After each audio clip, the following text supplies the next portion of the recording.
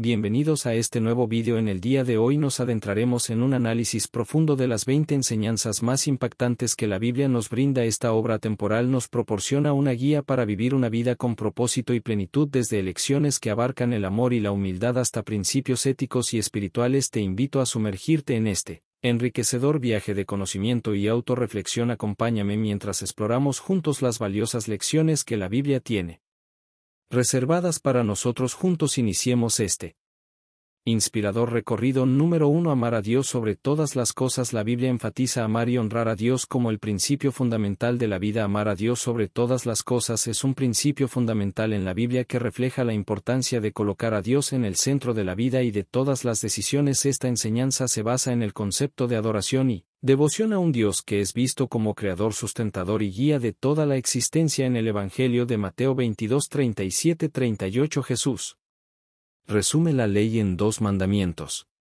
principales: amarás al Señor tu Dios con todo tu corazón, con toda tu alma y con toda tu mente. Este mandamiento establece la prioridad del amor y la devoción a Dios por encima de todo. La Biblia sostiene firmemente la creencia en un solo Dios. A lo largo del Antiguo y el Nuevo Testamento se insta a los creyentes a no adorar a otros dioses ni a poner nada por encima del Dios verdadero. La historia de Abraham en el Antiguo Testamento ilustra el compromiso y la confianza en Dios cuando Dios le pidió que sacrificara a su hijo Isaac. Abraham estuvo dispuesto a obedecer, demostrando su amor inquebrantable por Dios. El Salmo 42, 1: como el ciervo brama por las corrientes de las aguas, así clama por ti Dios el alma mía. Este versículo refleja la idea de que el anhelo por Dios debe ser similar al anhelo de una criatura sedienta por el agua, una búsqueda constante y profunda de conexión con lo divino. Amar a Dios sobre todas las cosas implica reconocer que Dios es el soberano y gobernante supremo de todo. Este reconocimiento lleva a una actitud de reverencia y respeto. Amar a Dios conlleva la gratitud por su amor y bendiciones. Esta gratitud se manifiesta en el servicio a Dios y a los demás como una forma de expresar ese amor y gratitud. La Biblia anima a desarrollar una relación personal con Dios a través de la oración, la meditación y el estudio de las Escrituras. Esta relación íntima fortalece el amor y la devoción hacia Dios. Número 2. Amar al prójimo como a uno mismo. Tratar a los demás con amor y compasión es esencial para vivir una vida plena y justa. Amar al prójimo como a uno mismo es un principio ético y moral fundamental en la Biblia que enfatiza la importancia de tratar a los demás con amor, compasión y respeto. Esta enseñanza es un reflejo del amor incondicional y la misericordia que Dios muestra hacia la humanidad y se encuentra en varios pasajes de las Escrituras. En los Evangelios Jesús enseñó el segundo gran mandamiento: amarás a tu prójimo como a ti mismo. Mateo 22:39. Esta enseñanza amplía el mandamiento de amar a Dios y lo complementa con la responsabilidad de amar y cuidar a los demás. En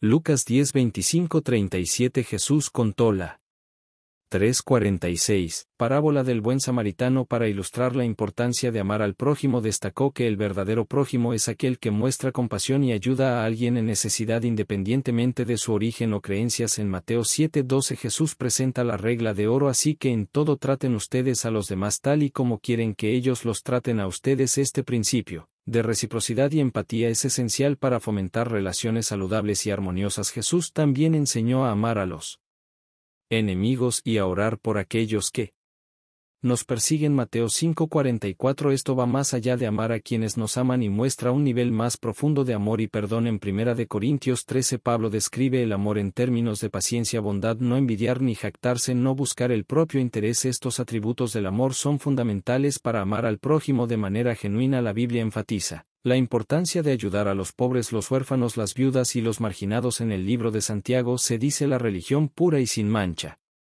delante de Dios nuestro Padre es cuidar de los huérfanos y de las viudas en sus aflicciones. Santiago 1:27. Amar al prójimo también implica perdonar y buscar la reconciliación en lugar de guardar resentimientos o buscar venganza. El servicio a los demás es una expresión práctica del amor. Jesús mismo dio el ejemplo al lavar los pies de sus discípulos y alentó a sus seguidores a servir humildemente. Número 3. Los 10 mandamientos. Estos principios éticos dados por Dios a Moisés guían la moralidad y la conducta humana. Los 10 mandamientos son un conjunto de principios éticos y morales fundamentales que según la tradición bíblica fueron entregados por Dios a Moisés en el monte Sinaí. Estos mandamientos son considerados guías esenciales para la conducta humana y la relación con Dios y con los demás. Su influencia en la ética y la moral ha trascendido a lo largo de la historia y han sido fundamentales en la formación de valores en diversas culturas. Los primeros mandamientos se centran en la relación entre las personas y Dios. Los tres primeros mandamientos establecen la primacía de Dios y la prohibición de la idolatría y el uso irreverente del nombre de Dios. Esto refuerza la importancia de la devoción y el respeto hacia lo divino. Los mandamientos restantes se refieren a la relación entre las personas, abordan temas como el respeto por los padres, la prohibición de matar, cometer adulterio, robar, dar falso testimonio y codiciar. Estos mandamientos establecen límites claros para la convivencia y el trato justo entre individuos. Los 10 mandamientos sirven como base para muchas leyes y códigos éticos en diversas culturas y religiones. Estos principios han influido en la moralidad y en la construcción de sociedades justas y ordenadas. Aunque tienen sus raíces en la tradición judeocristiana, los principios de los 10 mandamientos han sido adoptados y respetados por diversas religiones y sistemas de creencias. Su mensaje de respeto, responsabilidad y justicia es universal. Los 10 mandamientos han sido utilizados en la educación moral y ética de generaciones. Ayudan a transmitir valores como la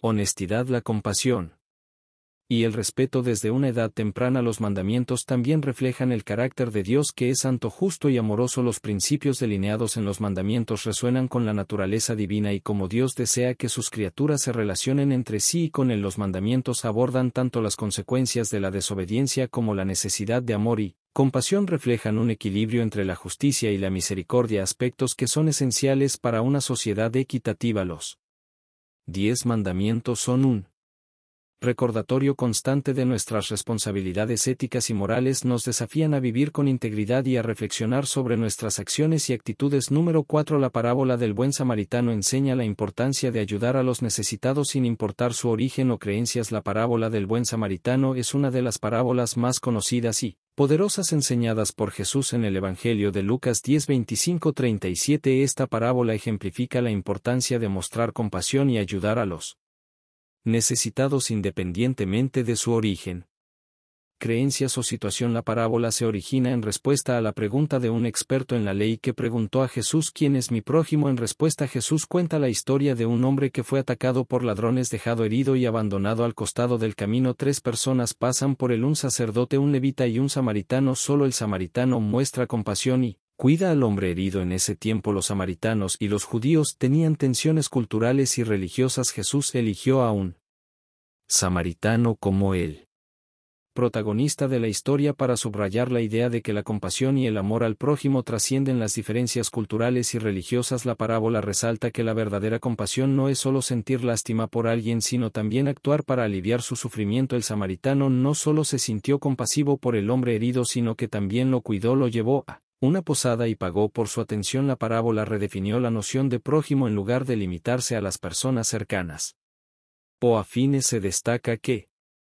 cualquier persona en necesidad es nuestro prójimo y merece compasión y ayuda. La elección del samaritano como el modelo de compasión desafía los prejuicios y estereotipos. Jesús mostró que la compasión trasciende las divisiones sociales y culturales, invitando a los oyentes a superar sus propios prejuicios. La parábola insta a la responsabilidad individual de actuar en beneficio de los demás. Cada uno tiene la capacidad de marcar una diferencia en la vida de los necesitados. La enseñanza de la parábola sigue siendo relevante en la sociedad actual. Nos recuerda la importancia de practicar el amor al prójimo a través de acciones concretas, especialmente en un mundo lleno de divisiones y conflictos. La parábola del buen samaritano ha influido en la ética y la moral occidentales, inspirando a las personas a involucrarse en obras de caridad y a tratar a los demás con compasión y dignidad. Número 5. La fe y la confianza en Dios. La Biblia insta a confiar en Dios en tiempos difíciles y a creer en su plan divino. La fe y la confianza en Dios son temas fundamentales en la Biblia que se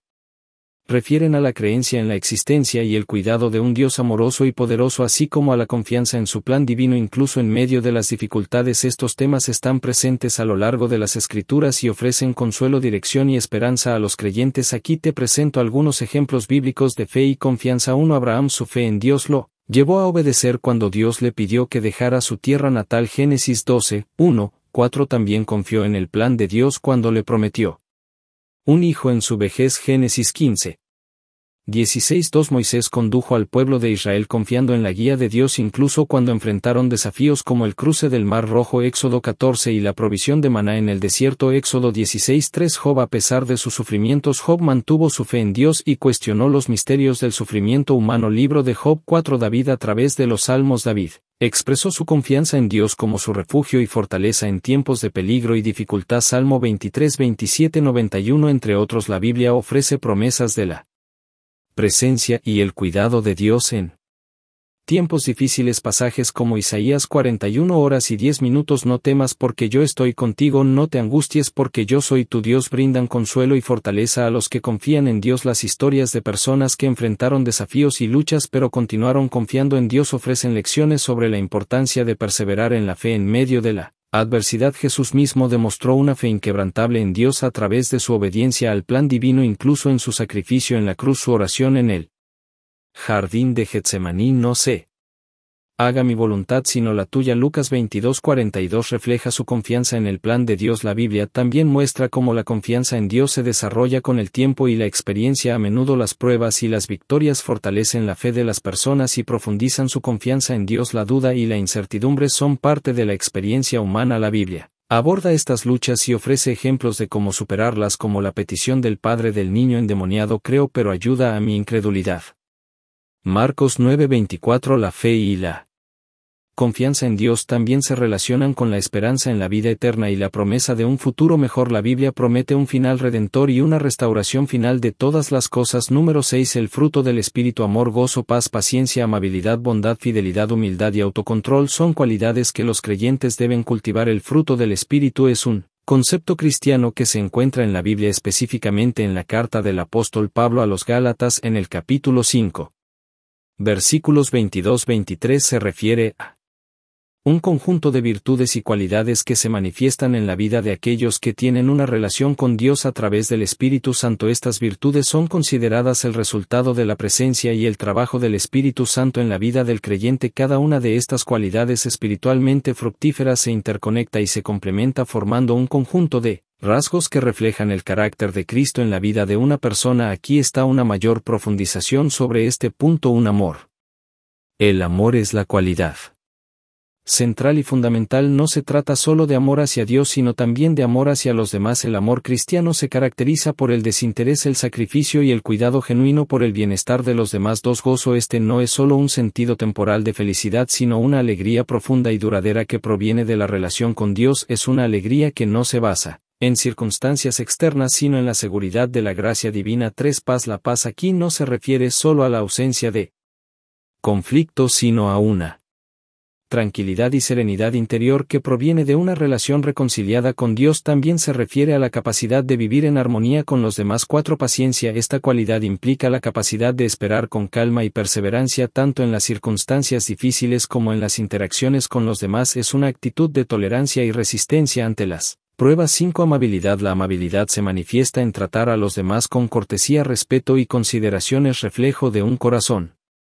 compasivo y atento a las necesidades de los demás. 6 Bondad: la bondad se relaciona con hacer el bien y actuar con generosidad hacia los demás. Implica la disposición de ayudar y ser útil sin esperar nada a cambio. 7 Fidelidad: la fidelidad refleja la lealtad y la confiabilidad en las relaciones. Es ser digno de confianza y cumplir las promesas y compromisos. 8 Humildad: la humildad se refiere a tener una visión realista de uno mismo y a no exaltarse ni buscar reconocimiento excesivo. Es reconocer nuestra dependencia de Dios y poner los intereses de los demás por encima de los nuestros. 9 Autocontrol, también conocido como dominio propio. Esta cualidad implica el control de los impulsos y deseos. Es tener la capacidad de tomar decisiones basadas en principios en lugar de ser controlado por emociones o impulsos momentáneos. Estas cualidades no son simplemente virtudes morales sino que surgen como resultados naturales de una relación con Dios. A través del Espíritu Santo los creyentes son alentados a cultivar y nutrir estas cualidades a lo largo de sus vidas, ya que reflejan la transformación interna que ocurre cuando uno está en comunión con Dios. Estas virtudes no solo mejoran la relación con Dios sino que también enriquecen las relaciones con los demás y contribuyen a una vida llena de significado y propósito. Número 7 El perdón: la Biblia enseña a perdonar a los demás como Dios perdona a la humanidad. El tema del perdón es una Enseñanza central en la Biblia y se refleja en toda la narrativa bíblica desde el Antiguo Testamento hasta el Nuevo Testamento. El perdón es un acto de liberación tanto para el que perdona como para el que es perdonado. La Biblia enfatiza la importancia del perdón no solo como una práctica ética sino como un reflejo del amor y la gracia de Dios hacia la humanidad. La Biblia enseña que Dios es el modelo supremo de perdón a través de la obra de Cristo en la cruz. Dios ofrece perdón a la humanidad por sus pecados. Juan 3:16 establece que Dios amó tanto al mundo que dio a su Hijo único para que todo el que crea en él no muera sino que tenga vida eterna. En la oración que Jesús enseñó el Padre nuestro se incluye la petición: perdónanos nuestras deudas así como nosotros perdonamos a nuestros deudores. Mateo 6:12. Esto resalta la conexión entre recibir el perdón de Dios y estar dispuesto a perdonar a otros. En varias ocasiones Jesús enfatiza la importancia del perdón. Por ejemplo, en Mateo 18:21-22 Jesús instruye a Pedro a perdonar 70 veces 7, lo que simboliza un perdón ilimitado. Jesús enseña sobre el perdón a través de parábolas como la parábola del siervo y misericordia. Mateo 18:23-35. En esta parábola un rey perdona una gran deuda a un siervo, pero ese mismo siervo se niega a perdonar una deuda menor a otro. La lección es clara: si hemos sido perdonados por Dios debemos perdonar a los demás. El perdón no solo libera a la otra persona de culpa sino que también libera al que perdona de la amargura y el resentimiento. Perdonar permite sanar heridas y avanzar en la vida. En Efesios 4:32 Pablo exhorta a los creyentes a perdonar así como Dios en Cristo los perdonó a ustedes. Esto implica un perdón motivado por el amor y la gracia, no por obligación. El perdón puede conducir a la reconciliación y la restauración de relaciones rotas. A través del perdón se abre la puerta para sanar y reconstruir la confianza. La obra redentora de Cristo en la cruz es el ejemplo supremo de perdón. En Lucas 23:34 Jesús dice: Padre, perdónalos porque no saben lo que hacen. A pesar de su sufrimiento, Jesús ofrece perdón incluso a sus verdugos. Número 8. La humildad. Reconocer nuestra dependencia de Dios y tratar a los demás con humildad es un valor central. La humildad es un valor central en la enseñanza bíblica y es fundamental en la vida del creyente. Se trata de un reconocimiento sincero de nuestra dependencia de Dios y de un enfoque en los demás en lugar de en uno mismo. La humildad en la Biblia no implica una baja autoestima sino una actitud de respeto, gratitud y servicio hacia Dios y hacia los demás. Jesús es el ejemplo supremo de humildad. A pesar de ser el Hijo de Dios, se humilló a sí mismo al encarnarse como humano y al servir a los demás. Su acto de lavar los pies de sus discípulos, Juan 13:17, es un símbolo poderoso de la humildad y el servicio desinteresado. La humildad implica reconocer que somos criaturas dependientes de Dios. Proverbios 3:34 dice: a los soberbios los trata con desprecio, pero muestra su favor a los humildes. Dios mira con agrado a aquellos que se humillan ante él. La humildad motiva a servir a los demás sin esperar reconocimiento o recompensa. Filipenses 2:34 nos exhorta: no hagan nada por egoísmo o vanidad, más bien con humildad consideren a los demás como superiores a ustedes mismos. La Biblia advierte contra la arrogancia y el orgullo. Proverbios 16:18 dice: el orgullo precede a la destrucción, la arrogancia a la caída. La humildad es un antídoto contra la actitud altiva. La humildad nos ayuda a reconocer nuestra tendencia al pecado y nuestra necesidad de la gracia redentora de Dios. Primera de Juan 1:8-9 nos dice que si decimos que no tenemos pecado nos engañamos a nosotros mismos. La humildad es esencial para el crecimiento espiritual. A medida que reconocemos nuestras limitaciones y dependencia de Dios, estamos abiertos a aprender y ser transformados por él. Jesús enseñó que los humildes serán exaltados en el reino de Dios. Mateo 23:12 dice: el que se enaltece será humillado y el que se humilla será enaltecido. La respuesta humilde de María al anuncio del ángel. Lucas 138. Y la historia del rey David, quien a pesar de sus logros se consideraba a sí mismo como un gusano ante Dios. Salmo 22:6 son ejemplos de humildad en la Biblia. Número 9. La justicia social. La Biblia defiende la equidad, la justicia y el cuidado de los marginados. La justicia social es un tema fundamental en la Biblia y se refleja en toda su enseñanza.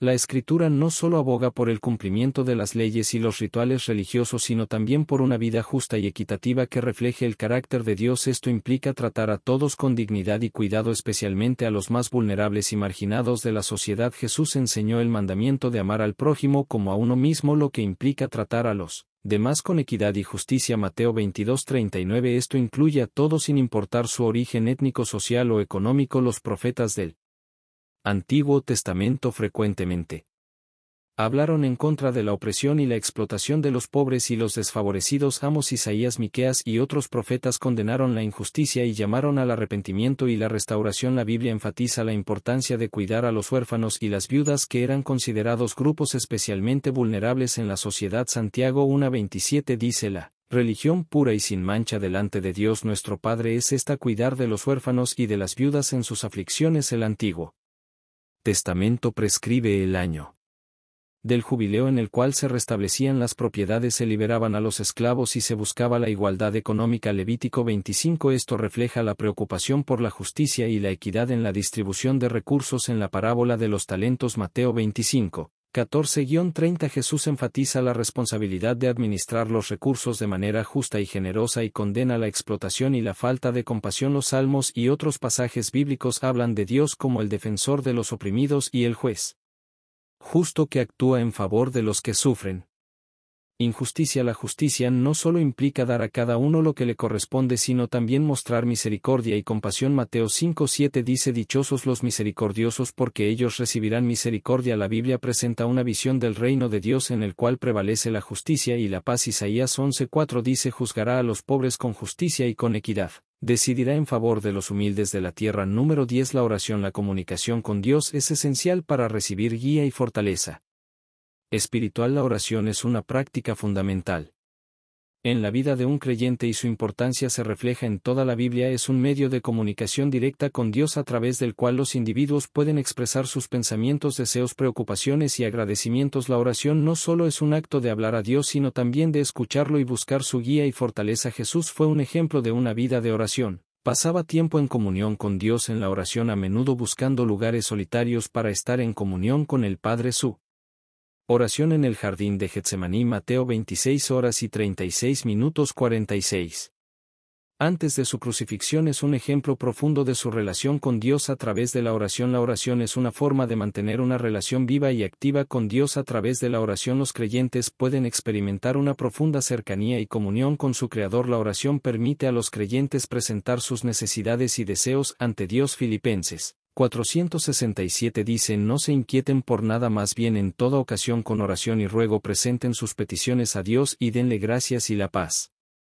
de Dios, que sobrepasa todo entendimiento, cuidará sus corazones y sus pensamientos en Cristo Jesús. La oración es un medio para buscar la guía de Dios en decisiones y situaciones importantes. Santiago 15 dice: si a alguno de ustedes le falta sabiduría, pídasela a Dios y Él se la dará, pues Dios da a todos generosamente sin menospreciar a nadie. La oración es un camino para confesar pecados y buscar el perdón de Dios. Primera de Juan 1:9 dice: si confesamos nuestros pecados, Dios, que es fiel y justo, nos los perdonará y nos limpiará de toda maldad. La oración también es una forma de expresar gratitud y alabar a Dios por su bondad, amor y fidelidad. Salmo 95:2 dice: vengan, démosle gracias y adoremos, arrodilémonos delante del Señor nuestro Creador en momentos de dificultad y sufrimiento. La oración proporciona consuelo y fortaleza. Filipenses 4:13 dice: todo lo puedo en Cristo que me fortalece. La oración no solo es personal, sino también intercesora. Los creyentes pueden orar por las necesidades y preocupaciones de los demás. La Biblia muestra una variedad de formas de oración, desde oraciones de súplica hasta alabanzas, agradecimientos y oraciones de intercesión. Música. Número 11. La resurrección de Jesús enseña la esperanza en la vida después de la muerte y la victoria sobre el pecado y la muerte. La resurrección de Jesús es uno de los pilares fundamentales del cristianismo y es considerada una de las verdades más centrales y transformadoras en la fe cristiana. Esta enseñanza tiene profundas implicaciones teológicas, morales y existenciales para los creyentes. La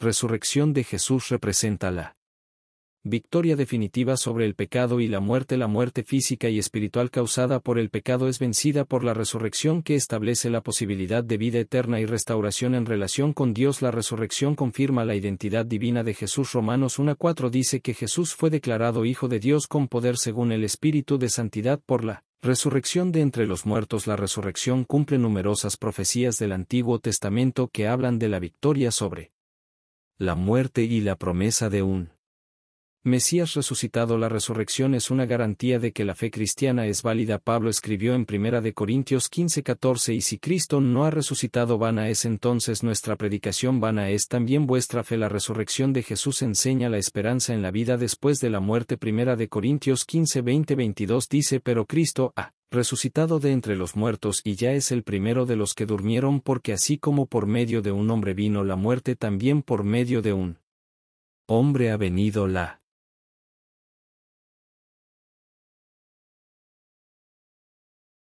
resurrección de los muertos. La resurrección no solo es un evento histórico, sino que también tiene implicaciones prácticas para la vida de los creyentes. 2 de Corintios 5:17 dice: de modo que si alguno está en Cristo, nueva criatura es, las cosas viejas pasaron, y aquí todas son hechas nuevas. La resurrección de Jesús es una anticipación de la resurrección futura de todos los creyentes. 1 de Corintios 15:50 y 152 habla de cómo los creyentes serán transformados en cuerpos incorruptibles en el retorno de Cristo.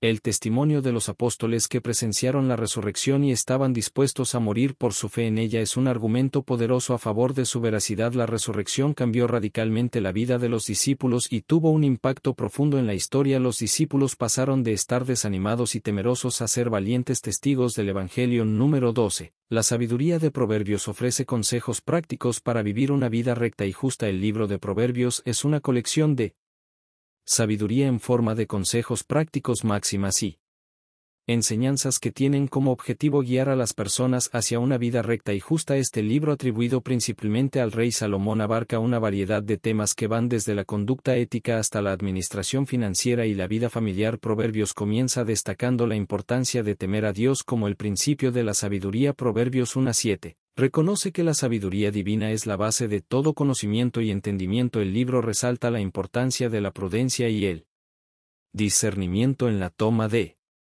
decisiones. La sabiduría implica pensar cuidadosamente antes de actuar y considerar las consecuencias a largo plazo. Proverbios ofrece consejos valiosos sobre cómo interactuar con los demás. Habla sobre la importancia de la comunicación honesta y edificante y advierte contra la calumnia y la ira descontrolada. La humildad es un tema recurrente en Proverbios. Se destaca la importancia de reconocer nuestras limitaciones y aprender de los demás. La humildad también lleva a la sabiduría, ya que nos permite recibir consejo y corrección. Proverbios ofrece consejos sobre cómo manejar el dinero y el trabajo de manera sabia. Se habla sobre la importancia de la diligencia en el trabajo y la administración prudente de los recursos. Proverbios enfatiza la búsqueda constante de conocimiento y sabiduría. Aconseja a los lectores a ser estudiantes de la vida y buscar el entendimiento en todas las áreas. Se aconseja a los lectores evitar la maldad y la tentación y buscar el camino de la justicia y la integridad. La sabiduría ayuda a discernir entre lo que es correcto y lo que es dañino. Proverbios a menudo conecta la sabiduría con el temor del Señor. La sabiduría es vivir en armonía con los principios y los caminos de Dios. El libro resalta los beneficios de vivir una vida sabia, como la prosperidad, la tranquilidad y la honra. También advierte sobre las consecuencias de ignorar la sabiduría. En Proverbios 8 se personifica la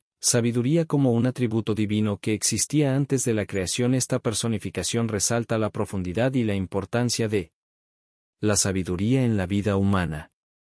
Número 13. El amor matrimonial. La relación entre esposos se compara con el amor entre Cristo y la Iglesia. La relación entre esposos y el amor matrimonial es un tema importante en la Biblia y es enriquecido por la comparación que se hace entre este amor y la relación entre Cristo y la Iglesia. Esta analogía proporciona profundidad y significado a la relación conyugal, destacando principios de amor, compromiso, sacrificio y unidad. La analogía entre el amor matrimonial y la relación entre Cristo y la Iglesia se encuentra en Efesios 5:22-33. Aquí se establece que así como Cristo ama a la Iglesia, los esposos deben amar a sus esposas de manera sacrificial y profunda. La base de esta analogía es el amor sacrificial de Cristo hacia la Iglesia. Él entregó su vida por ella, lo que representa un amor que está dispuesto a darlo todo por el bienestar del otro. Del mismo modo, el amor conyugal debe ser caracterizado por el sacrificio y la entrega desinteresada. La analogía también resalta la unidad entre Cristo y la Iglesia, así como la Iglesia está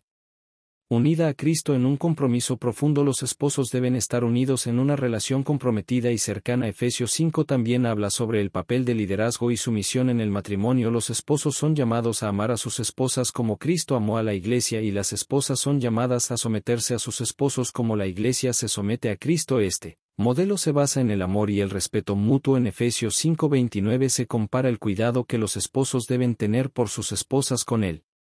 Cuidado que Cristo tiene por la Iglesia, así como Cristo nutre y cuida a la Iglesia. Los esposos deben cuidar y nutrir a sus esposas. La analogía con Cristo y la Iglesia también subraya la importancia del perdón y la reconciliación en el matrimonio. Así como Cristo perdona y reconcilia con la Iglesia, los esposos deben estar dispuestos a perdonar y buscar la reconciliación en sus relaciones. La analogía entre el amor matrimonial y la relación Cristo-Iglesia refleja el amor divino y la relación íntima que Dios busca tener con su pueblo. Los esposos que viven este amor están modelando un reflejo de ese amor divino en su relación conyugal. La analogía también enfatiza la unión profunda entre esposos, no solo a nivel físico sino también a nivel emocional, espiritual y mental. Número 14. La generosidad. Dar a los demás con un corazón agradecido es una forma de honrar a Dios. La generosidad es un valor profundamente arraigado en la enseñanza bíblica y tiene un papel esencial en la vida de un creyente. La Biblia enfatiza que dar a los demás con un corazón agradecido no solo beneficia a quienes reciben, sino que también es una forma de honrar a Dios y reflejar su carácter amoroso y generoso. La Biblia presenta a Dios como el dador supremo de todas las cosas buenas. Todo lo que tenemos proviene de Él y la generosidad es una forma de reconocer y responder a su bondad y provisión. Santiago 1:17. La generosidad es una forma de expresar gratitud a Dios por todo lo que nos ha dado. Dar a los demás con un corazón agradecido reconoce que somos mayordomos de los recursos que Dios nos ha confiado. Jesús enseñó la importancia de dar y ayudar a los necesitados. Del Sermón del Monte enfatizó la generosidad y la compasión hacia los demás. Mateo 5:7 también elogió a la viuda que dio sus 2 monedas, resaltando que su contribución sacrificial era más valiosa que las grandes sumas dadas por otros. Marcos 12:40 y 144. La Biblia enseña el principio de la siembra y la cosecha, que implica que aquellos que siembran generosamente también cosecharán generosidad. 2 de Corintios 9:6. Esto no solo se refiere a recompensas materiales sino también al crecimiento espiritual y la bendición de Dios. La generosidad hacia los necesitados es un tema recurrente en la Biblia. Mateo 25:35-40 destaca la importancia de cuidar a los hambrientos, sedientos, extranjeros, enfermos y encarcelados, ya que al hacerlo servimos a Jesús mismo. La generosidad implica una actitud de desapego de las posesiones materiales y una priorización de las relaciones y las necesidades de los demás sobre la acumulación de bienes. La generosidad es una manifestación concreta del mandamiento de amar al prójimo como a uno mismo. Amar implica cuidar y proveer para las necesidades de los demás. La Biblia también resalta el gozo que se encuentra en el acto de dar. Hechos 20:35 dice: hay más dicha en dar que en recibir. La generosidad no solo beneficia a otros sino que también llena el corazón del dador de alegría y satisfacción. Número 15. La superación de las pruebas. La Biblia muestra cómo enfrentar las dificultades con fortaleza y esperanza. La superación de las pruebas es un tema recurrente en la Biblia y proporciona valiosas lecciones sobre cómo enfrentar las dificultades con fortaleza, esperanza y confianza en Dios. A lo largo de la Escritura encontramos ejemplos de personas que atravesaron situaciones difíciles y cómo Dios los guió, fortaleció y brindó consuelo. La Biblia reconoce que las pruebas y adversidades son parte de la experiencia humana. Jesús mismo dijo: en el mundo tendrán aflicción. Juan 16:33. Las Escrituras no prometen una vida libre de dificultades, pero ofrecen orientación sobre cómo enfrentarlas en momentos de prueba. La Biblia enfatiza la importancia de confiar en Dios. Proverbios 3:5-6 dice: confía en el Señor con todo tu corazón y no te apoyes en tu propio entendimiento. Reconócelo en todos tus caminos y Él allanará tus sendas. Los salmos en particular presentan una profunda expresión de lucha y confianza en medio de las pruebas. El Salmo 46:1 afirma: Dios es nuestro refugio y fortaleza, nuestra ayuda segura en momentos de angustia. La Biblia enseña que las pruebas pueden llevar al crecimiento espiritual. Santiago 1:2-4 dice: hermanos míos, considérense muy dichosos cuando tengan que enfrentar diversas pruebas, porque ya saben que la prueba de su fe produce constancia y la constancia debe llevar a feliz término la obra. En 2 de Corintios 1:34 se destaca que Dios es el Dios de toda consolación, quien nos consuela en nuestras aflicciones para que podamos consolar a otros. El libro de Job es un ejemplo poderoso de cómo uno puede enfrentar las pruebas a pesar de las dificultades extremas que enfrentó. Job mantuvo su confianza en Dios y finalmente fue recompensado por su perseverancia. La Biblia enseña que las dificultades presentes no se comparan con la gloria futura que aguarda a los creyentes. Romanos 8:18 dice: pues considero que los sufrimientos de este tiempo presente no son dignos de ser comparados con la gloria que nos ha de ser revelada. La Biblia también destaca la importancia de la comunidad de creyentes para apoyarse mutuamente en tiempos de prueba. Gálatas 6:2 dice: ayúdense unos a otros a llevar sus cargas y, así cumplirán la ley de Cristo. Número 16. La importancia de la palabra de Dios. La Biblia es vista como una guía espiritual y moral para la vida. La importancia de la palabra de Dios en la vida de los creyentes es un tema fundamental en la fe cristiana. La Biblia es considerada no solo como un conjunto de escritos antiguos, sino como una guía espiritual y moral que proporciona dirección, enseñanza y sabiduría para la vida. La Biblia es vista como la revelación divina, el medio a través del cual Dios se comunica con la humanidad. A través de las Escrituras, los creyentes pueden conocer el carácter, los propósitos y la voluntad de Dios. La Biblia ofrece principios y enseñanzas que guían a los creyentes en su vida. 41 horas y 47 minutos, diaria. Los mandamientos, las parábolas y las historias bíblicas proporcionan ejemplos prácticos sobre cómo vivir una vida justa, amorosa y ética. La palabra de Dios tiene el poder de transformar la mente y el corazón de las personas. Romanos 12:2 dice: no se amolden al mundo actual, sino sean transformados mediante la renovación de su mente. La Biblia aborda preguntas fundamentales sobre el propósito de la vida, el sufrimiento, la muerte y la eternidad. Proporciona respuestas y perspectivas espirituales sobre cuestiones profundas.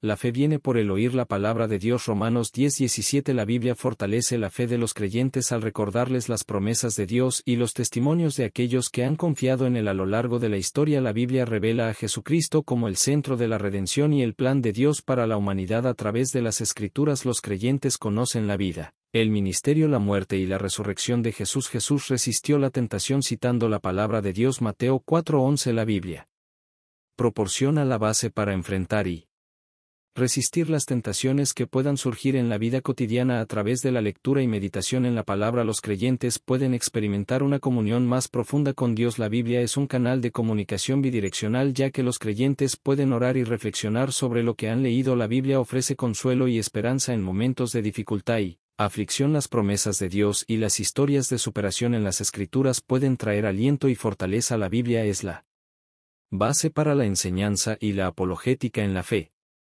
cristiana. Los creyentes pueden aprender, enseñar y defender sus creencias a través de las verdades presentadas en la palabra. Número 17. El servicio desinteresado. Jesús lavando los pies de sus discípulos enseña a servir sin esperar recompensa. El acto de Jesús lavando los pies de sus discípulos es un poderoso ejemplo de servicio desinteresado y humildad que encarna uno de los valores fundamentales del cristianismo. Este gesto no solo enseña sobre el servicio, sino que también ilustra la naturaleza del liderazgo y la importancia de poner las necesidades de los demás antes que las propias. En la sociedad de la época de Jesús, lavar los pies era un trabajo que normalmente realizaban los sirvientes más bajos. Al realizar este acto, Jesús desafió las normas culturales y reveló la naturaleza contracultural del reino de Dios. Mostró que el liderazgo en el reino no se basa en el poder o la autoridad, sino en el servicio y la humildad. Jesús estaba enseñando a sus discípulos que el verdadero liderazgo no se trata de ejercer control o recibir honor, sino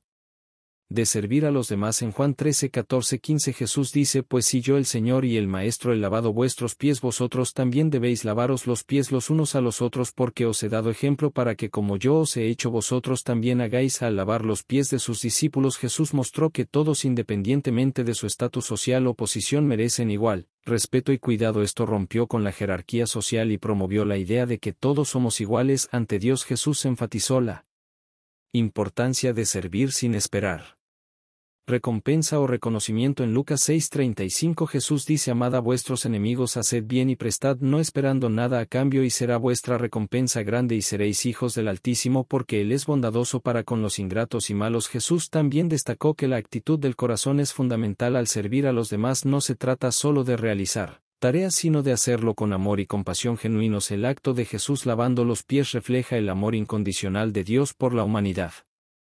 Jesús vino a servir y dar su vida como Un sacrificio por todos en 34:35 dice: un mandamiento nuevo os doy, que os améis unos a otros como yo os he amado, que también os améis los unos a los otros. En esto conocerán todos que sois mis discípulos, si tenéis amor los unos por los otros. El ejemplo de Jesús lavando los pies continúa inspirando a los creyentes a servir a los demás de manera desinteresada. Motiva a imitar su actitud de amor y humildad en todas las áreas de la vida. Número 18. La humildad de Jesús. Aprender de la humildad de Jesús es esencial para vivir una vida centrada en Dios. La humildad de Jesús es un aspecto fundamental de su carácter y enseñanzas que tiene un profundo impacto en la vida de los creyentes. Aprender de su humildad es esencial para vivir una vida centrada en Dios, llena de amor, servicio y relación auténtica con los demás. Jesús, siendo el Hijo de Dios, eligió humillarse a sí mismo, tomando la forma de un siervo y naciendo en un pesebre. Su vida misma fue un testimonio de humildad radical y voluntaria. A pesar de su divinidad, Jesús no buscó explotar su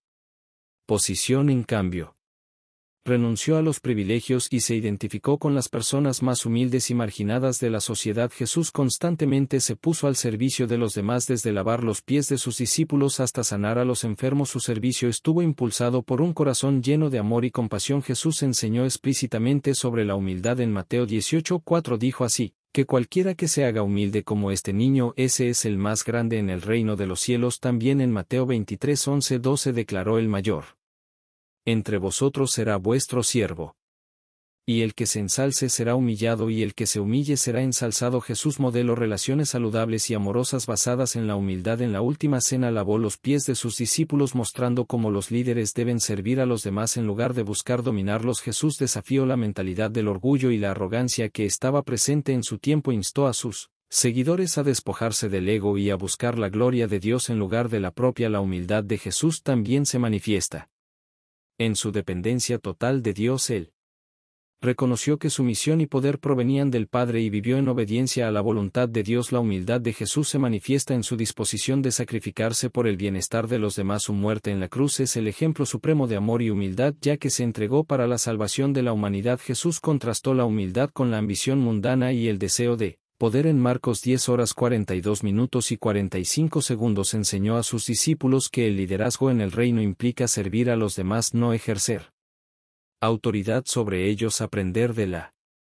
humildad de Jesús tiene el potencial de transformar nuestra perspectiva, actitudes y comportamiento. Nos ayuda a liberarnos del egoísmo y nos impulsa a amar y servir a los demás de manera genuina. Número 19. La creación y la responsabilidad ambiental. La Biblia llama a cuidar y administrar responsablemente el mundo que Dios creó. La creación y la responsabilidad ambiental son temas que la Biblia aborda de manera significativa, aunque la Biblia se centra principalmente en enseñanzas espirituales y morales. También contiene principios que subrayan la importancia de cuidar y administrar responsablemente el mundo que Dios creó. La Biblia establece que Dios es el creador de todo el universo y que todo lo que ha creado es bueno. Génesis 1. La creación es una manifestación del poder, la sabiduría y la belleza de Dios. En el relato de la creación en Génesis 1:28, Dios encomienda a la humanidad la responsabilidad de someter la tierra y gobernar sobre los peces del mar, las aves de los cielos y sobre todo ser viviente que se mueve sobre la tierra.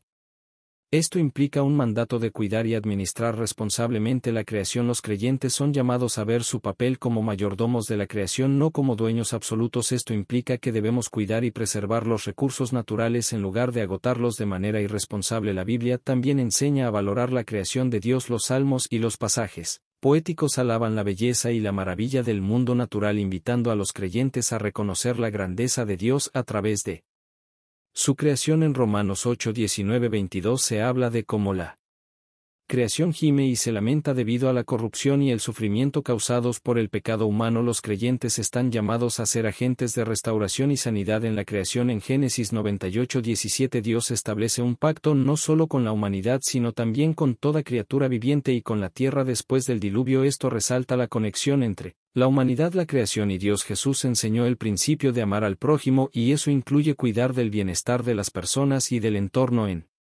el que vivimos. Amar al prójimo implica también cuidar el mundo en el que ellos viven. La parábola de los talentos Mateo 25:14-30 enseña sobre la importancia de ser buenos administradores de los recursos que Dios nos ha dado. Esto incluye cuidar tanto de los recursos espirituales como de los materiales. La Biblia presenta una visión de una nueva creación restaurada y renovada en la que no habrá más dolor ni sufrimiento. Esto inspira a los creyentes a trabajar por la restauración y la sanidad en el mundo actual. Número 20. La salvación por gracia. La Biblia enseña que la salvación es un regalo gratuito de Dios basado en su gracia y no en obras humanas. La enseñanza sobre la salvación por gracia es uno de los conceptos fundamentales en la teología cristiana y esencial para comprender la relación entre Dios y la humanidad. La Biblia deja claro que la salvación es un regalo gratuito de Dios ofrecido por su gracia y recibido a través de la fe en Jesucristo. El Hijo perdido ahora ha regresado. Lucas 15, 11-32. Ilustración del Hijo perdido. Es probable que mientras todavía estaba en Perea, al este del río Jordán, Jesús contara la ilustración de la oveja perdida y la moneda perdida. El mensaje de ambas ilustraciones enseña que debemos regocijarnos cuando un pecador se arrepiente y regresa a Dios. Los fariseos y los escribas criticaron a Jesús por dar la bienvenida a esas personas. ¿Aprendieron algo esos críticos de tus dos ilustraciones? ¿Entienden lo que siente su Padre Celestial por los pecadores arrepentidos? Ahora, Jesús está a punto de dar otra conmovedora ilustración que enfatiza esa importante lección. El hermano menor le pidió a su padre que dividiera sus bienes. La ilustración habla de un padre con dos hijos. El hermano menor es el personaje principal. Tanto los fariseos como los escribas y los que escuchaban a Jesús pudieron aprender una lección del hermano menor. Sin embargo, lo que Jesús dijo sobre el padre y el hermano, sobre las actitudes de estos dos personajes, también contiene una enseñanza. Entonces, piense en las tres personas que Jesús mencionó en la historia. Jesús comenzó a contar: un hombre tenía dos hijos. El hermano menor dijo a su padre: Padre, por favor dame la parte de la herencia que disfrutaré. Dividió sus bienes entre sus dos hijos. Lucas 15, 11, 12. Tenga en cuenta que el hermano menor no pidió la división de la propiedad debido a la muerte de su padre. El padre sigue vivo. Pero el hermano menor quiere su parte ahora para poder ser libre y hacer lo que quiera. ¿Qué es lo que quieres hacer? El hijo pródigo comía y bebía rodeado de mujeres. Jesús dijo: unos días después, el hermano menor reunió todas las cosas que le pertenecían y se fue a un país lejano. Allí desperdició sus bienes en una vida de libertinaje. Lucas 15:13. En lugar de quedarse en un hogar seguro con su padre, quien lo cuidaba y mantenía, el hermano menor se fue a otro país. Allí desperdició todos sus bienes en un estilo de vida libertino, persiguiendo placeres sensuales. Luego cayó en la pobreza. Jesús continuó. Cuando terminó toda su comida, hubo una gran hambruna en la tierra y cayó en la pobreza. Incluso pidió trabajar para un residente local, quien lo envió a pastorear cerdos en el campo. Anhelaba saciarse de las vainas de frijoles que comían los cerdos, pero nadie le dio nada. Lucas 15, 14-16. El hijo pródigo se sentó bajo el árbol mirando a los cerdos comer las vainas de frijol. En la ley de Dios, los cerdos se consideran inmundos, pero el hermano menor debe cuidarlos. Su hambre voraz le hacía desear comida solo para los animales, la comida de los cerdos que pastoreaba. Durante el desastre y el dolor, el hermano menor despertó. ¿A qué te dedicas? Pensó para sí: ¿cuántos jornaleros de mi padre tienen comida en abundancia, pero yo aquí me muero de hambre? Me levantaré, iré a mi padre y le diré: Padre, he pecado contra el cielo y contra ti. Ya no merezco que me llamen tu hijo. Por favor, considérame como un sirviente contratado para ti. Luego se levantó y regresó a la casa de su padre. Lucas 15, 17-20. ¿Cómo reaccionó el padre? ¿Regañó a su hijo por su tonta acción de salir de casa? ¿Es el padre frío y desagradable? Si fueras el padre, ¿cómo reaccionarías? ¿Y si fuera tu hijo o hija? El hijo perdido ahora ha sido encontrado. Jesús describió los sentimientos y acciones del padre de esta manera: estando todavía el hijo lejos, cuando su padre lo vio, sintió compasión de él y corrió, le echó los brazos al cuello y lo besó tiernamente. Amor. Lucas 15:20.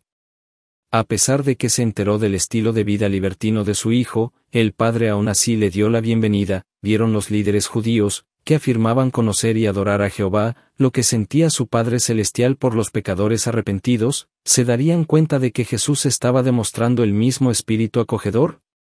A través de la expresión triste de su Hijo, el Padre pudo ver que se había arrepentido. Gracias a que el amoroso Padre tomó la iniciativa de acoger al niño, el niño confiesa fácilmente sus pecados. Jesús dijo, el Hijo dijo a su Padre, Padre, he pecado contra el cielo y contra ti. Ya no soy digno de ser llamado tu Hijo. Lucas 15:21. Entonces el Padre ordenó a su sirviente, date prisa. Toma la camisa más bonita y pónsela, ponle un anillo en la mano y zapatos en los pies. Tomad también el becerro gordo y matadlo para que hagamos fiesta, porque este hijo mío estaba muerto y ha resucitado, estaba perdido y ha sido encontrado de nuevo. Entonces comenzaron a comer y a beber con gozo. Lucas 15, 22-24. El padre habló con su hijo mayor. Mientras tanto, el hermano mayor estaba en el campo. Jesús dijo, al acercarse a la casa, escuchó música y baile. Luego llamó a un criado y le preguntó qué pasaba. El criado dijo, tu hermano ha regresado y tu padre ha matado el ternero gordo porque ha regresado sano.